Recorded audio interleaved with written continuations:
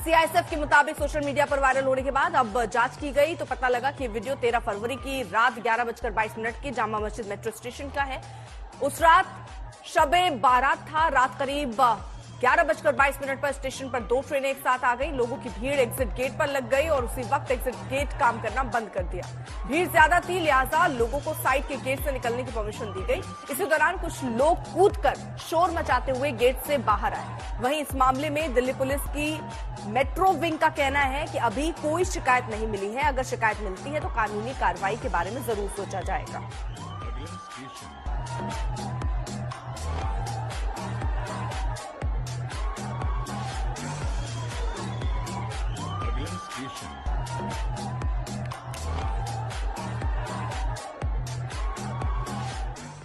दिल्ली में बीजेपी की सरकार की तैयारी है, लेकिन सीएम पर अब तक सस्पेंस बना हुआ है। सीएम के नाम पर बीजेपी अब तक फैसला नहीं कर पाई है। माना जा रहा है कि प्रधानमंत्री के विदेश दौरे से लौटने के बाद सीएम के नाम का ऐलान होगा।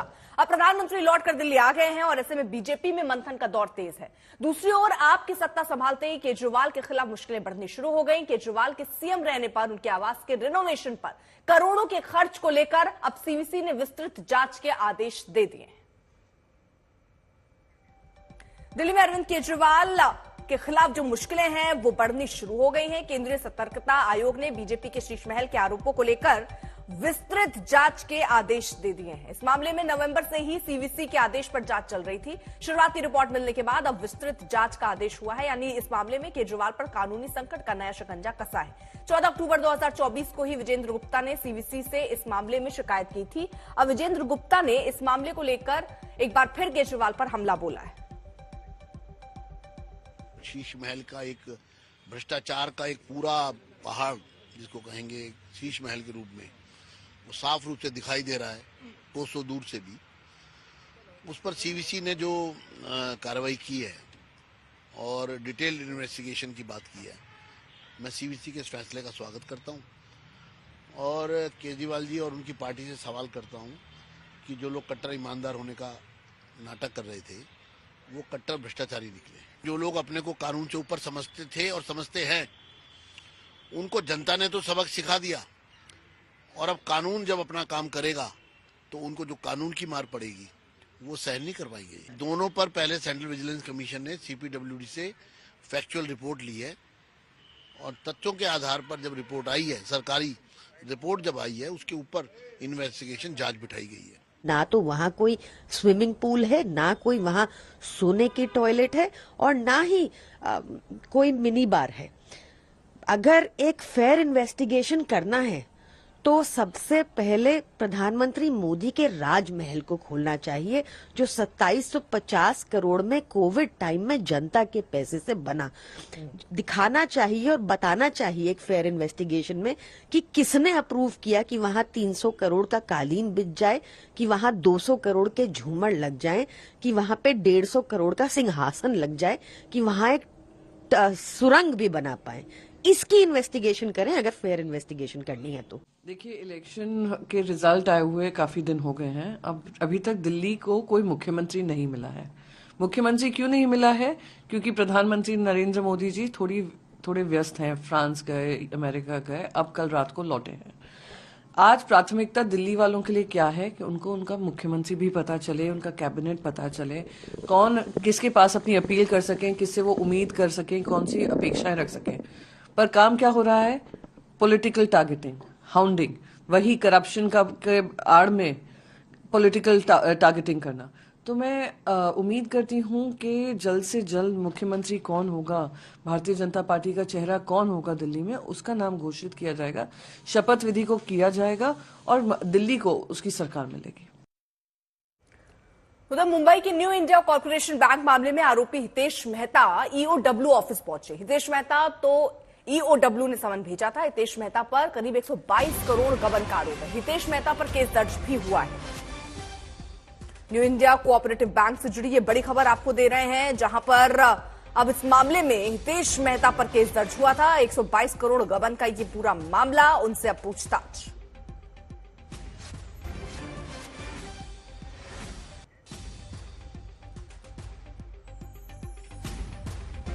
न्यू इंडिया कोऑपरेटिव बैंक मामले में आज भी लोगों की कतार बैंक के बाहर देखने को मिल रही है, जहां वो अपने मेहनत की कमाई निकालने के लिए जूझ रहे हैं। आज तक संवाददाता की report. New India cooperative bank limited मामले में मुंबई पुलिस ने एफआईआर दर्ज कर ली है। मुंबई पुलिस की इकोनॉमिक ऑफेंस विंग अब इसकी जांच करेगी। हम इस वक्त मुंबई के अंधेरी ब्रांच के बाहर है, जहां पर आज भी लोगों की भीड़ जो है वो देखने को मिल रही है। अपने पैसे निकालने के लिए लोग यहाँ पर आए हुए हैं।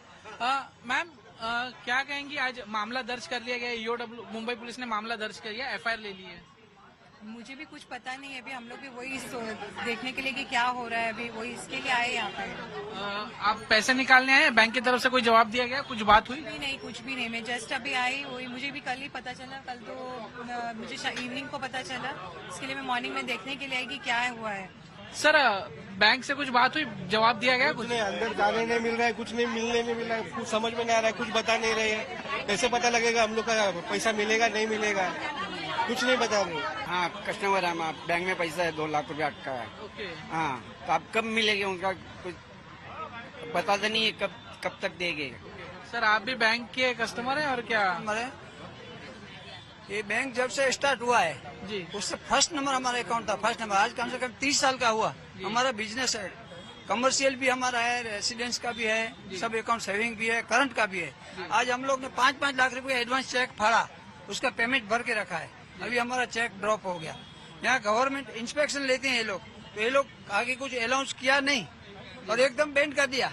जी, किसी का शादी है, किसी का एजुकेशन का पैसा देने का है, और इधर सोसाइटी का जितना भी पैसा लगा है, मंडल का पैसा है, सब लोग का पैसा इसमें है। और इधर सब आम आदमी है, और जो जिन्हें जानकार है ना इधर, उन लोग है, इधर का लोकेलिटी है ना एकदम स्लम है, उनका पैसा इधर अटकेला है। ये प्रशासक जो अभी नेमा है श्रीकांत जी करके, आज लोक सत्ता में पढ़ा, वो अभी तक इधर कोई आया ही नहीं है, अभी तक कुछ निर्णय नहीं दे रहे, अभी तक वो लॉकर का ही दे रहे।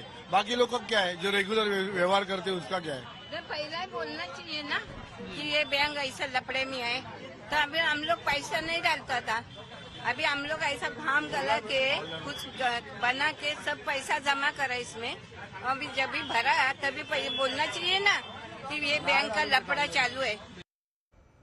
वहीं इस मामले में सियासी दल भी एक्टिव हो गए हैं। शिवसेना, यूबीटी और एनसीपी ने कहा है क्या, वो आपको सुनवाते हैं। बड़ी चिंता की बात है। आरबीआई से मैं विनती करूंगी, क्योंकि बैंकिंग में कई सालों से बहुत अच्छा काम बैंकिंग वाले करते आ रहे हैं, तो मुझे भी आश्चर्य लगा, क्योंकि बैंकिंग में बड़ा सुधार, बैंकिंग डिसिप्लिन और आरबीआई ने जो मदद की है उसके हिसाब से बहुत अच्छा डिसिप्लिन से चलता आ रहा है।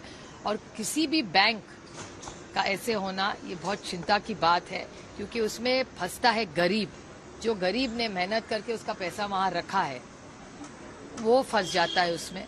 और मैं खुद अभी डिपार्टमेंट से बात करूंगी, आरबीआई से करूंगी, निर्मला जी से करूंगी और अमित भाई शाह जी से भी करूंगी, क्योंकि कॉर्पोरेट सेक्टर का बैंक है। मैं उन इस सारे में जो एक्सपर्ट्स हैं उसके, उनसे भी बात सुबह भी मेरे हुई, और जब मैं दिल्ली जाऊंगी तो इस बैंक को कैसे न्याय मिलेगा इसके लिए हम सब कोशिश करेंगे। हम तत्काल प्रभाव से निर्मला सीतारमण जी का हस्तक्षेप चाहते हैं। मुंबई भारत की आर्थिक राजधानी है, अगर मुंबई के लोग सेफ नहीं है, उनके पैसे सेफ नहीं है, तो फिर हम कहाँ जाएं? क्या हम बांग्लादेश में पैसे जमा करेंगे, हम चाइना में पैसे जमा करेंगे? करोड़ों करोड़ों रुपया लेकर जब यहाँ से लोग विदेश भाग जाते हैं, सरकार उनको पकड़ने का जोखिम नहीं उठाती, लेकिन हमारे देश की आम जनता अपना ही पैसा लेने के लिए यहाँ चिल्ला रही है, बैंक के अधिकारियों से झगड़े कर रही है। यहाँ पर पुलिस की कितनी बड़ी तादाद आप देख रहे हैं, बताइए क्या करें, कहां जाएं? और अब एक बड़ी खबर, महाराष्ट्र सरकार लव जिहाद के खिलाफ कानून बनाने की तैयारी कर रही है। फडणवीस सरकार के लिए इसके लिए एक 7 सदस्यीय पैनल का गठन किया। पैनल के अध्यक्ष राज्य के डीजीपी को बनाया गया है, जबकि मुख्य सचिव, प्रधान सचिव, महिला और बाल विकास विभाग, अल्पसंख्यक विकास विभाग, विधि न्याय विभाग, सामाजिक न्याय और विशेष सहायता विभाग के सचिव को सदस्य बनाया गया है। ये पैनल जबरन, भवरातर, लव जिहाद पर कानूनी पहलुओं पर अध्ययन करेगा। समिति दूसरे राज्यों में बनाए गए कानूनों पर भी गौर करेगी। बीजेपी ने विधानसभा चुनाव में लव जिहाद को बड़ा मुद्दा बनाया था। फिलहाल आपको बता दें, धर्म वाला दांव अब एक्शन में फडणवीस सरकार नजर आ रही है। 7 सदस्यीय पैनल बनाया गया, डीजीपी को कमान सौंपी गई और विपक्ष का लेकिन हल्ला बोल है कि नफरत वाली साजिश हो रही है।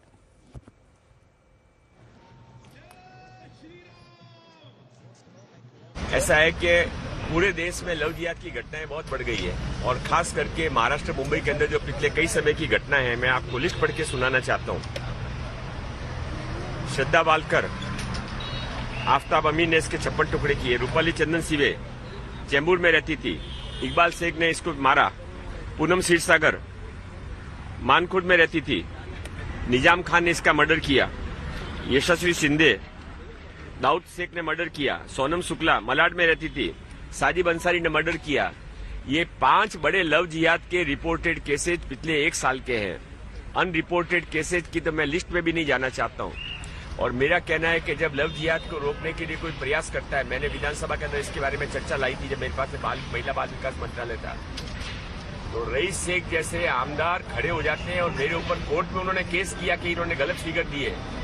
यह लव जिहाद को बढ़ावा देना चाहते हैं क्या? महाराष्ट्र सरकार या दिल्ली की सरकार या यूपी की सरकार, ये इनका सुबह शाम एक ही चीज है कि किस चीज से मुसलमान को परेशान किया जाए। सांप्रदायिकता हद पे बढ़ी हुई है। देश में आजादी है, एक लड़की के साथ रहे इसका कानून बनाना चाहते हैं। एक लड़का लड़के से शादी करके रहे, ये कानून आजादी के बनाना चाहते हैं। और लिविंग रिलेशन में लड़की रह सकती है किसी के साथ, आजादी इतनी देना चाहते हैं। और जो 18 साल की उम्र के बाद अपनी मर्जी से शादी करे, अपनी मर्जी से अपना धर्म चुने, उस पर पाबंदी लाना चाहते हैं। हमें कोई एतराज नहीं बना है जो बनाना है। हाँ, बहुत सारी मुस्लिम लड़कियां भी हिंदुओं के साथ जा रही हैं या हिंदू से शादी कर रहे हैं, हिंदू बन रही हैं। बहुत सारे लोग हैं, बहुत से हिंदू मुस्लिम बन रहे हैं। तो ये तो संविधान ने राइट दिया हुआ है। अगर इनको संविधान बदली करना तो बदली करने, हमें कोई एतराज नहीं। तो हमेशा ये जिक्र लव जिहाद और इस तरह की देयर इज नो लव जिहाद। लव जिहाद नाम की कोई चीज है ही नहीं है।